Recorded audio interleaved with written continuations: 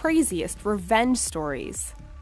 They say that revenge is a dish best served cold. Who started this famous phrase? No one really knows for sure, but we're certain it predates Don Corleone and the Klingon Empire. Whether a comical last word on a matter or a blood-curdling last breath, these stories prove that there is no best way to dish out a healthy serving of revenge.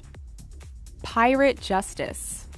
In the 14th century, Jeanne de Clisson's husband was invited by the French king to a tournament where he and several others were arrested, tried, and executed for supporting England in a previous war. This treachery didn't go over well for Jeanne, who ultimately sold her family lands and raised an army to fight the king. She then took charge of 3 black-painted, red-sailed warships, which were used to attack French shipping for 13 years. Any ships captured had their crew killed, and any members of the French nobility were personally beheaded by Jeanne with an axe.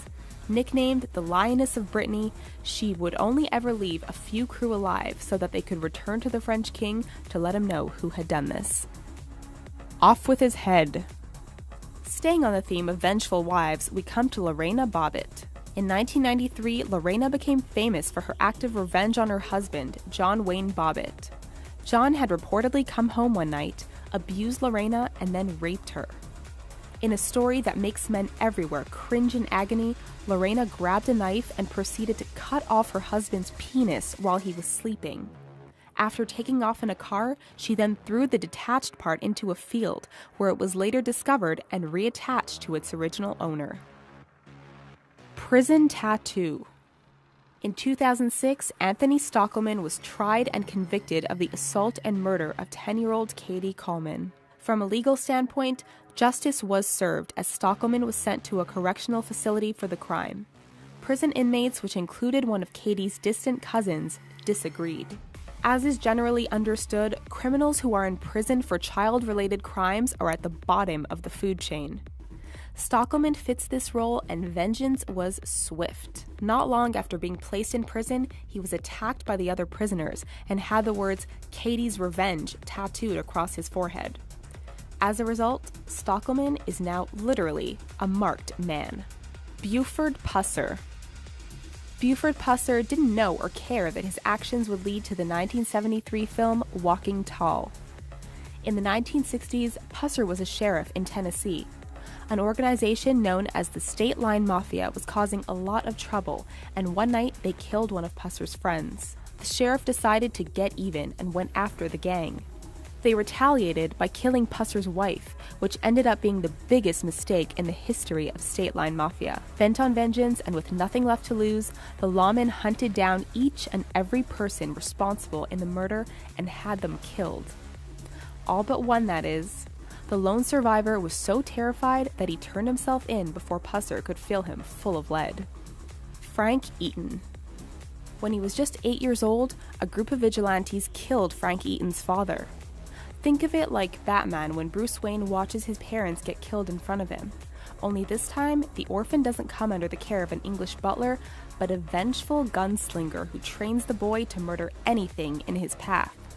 Before he set out to find the 6 men who killed his father, Eaton joined the military to get a few more years of training in. At 20 years of age, 12 years after his dad was murdered, Eaton set out on his mission of revenge and succeeded in killing 5 of the 6 men. The 6th escaped Eaton's vengeance only because he had died earlier. Hot and spicy. One married woman had strong suspicions her husband was cheating on her and even found a pack of condoms hidden in his car. Rather than take him up to the highest building in town and pushing him off the edge, she decided that revenge should be hot and spicy.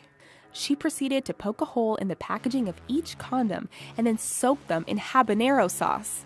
Days later, the woman's best friend called to say that her crotch was burning up after having sex with her boyfriend. She also noticed her cheating husband coming home in discomfort and spending a great deal of time icing his sensitive areas. The finger. Alan Markovitz endured a messy divorce from his wife after he discovered she had been cheating with his best friend. The wife moved in with the former best friend, but Alan wasn't done with the situation. After finding out where they lived, he bought the house next door and proceeded to erect a very personalized $7,000 statue in the backyard. What was the statue?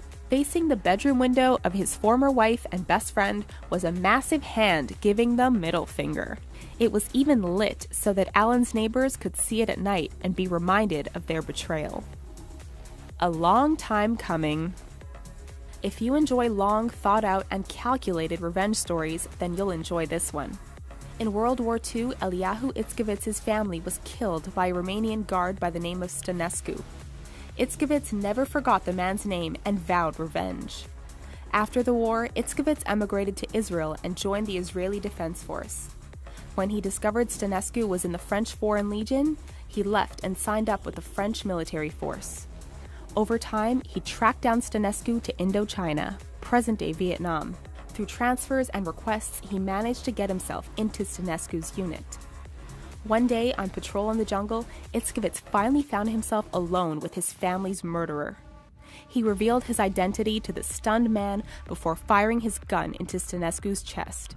Job done, Itzkevitz returned to Israel, where he gladly served a 1-year sentence for desertion. These people might have just gotten what was coming to them. What do you think? Let us know in the comments below and subscribe to our channel for more incredible videos like this one. Thanks, and see you next time.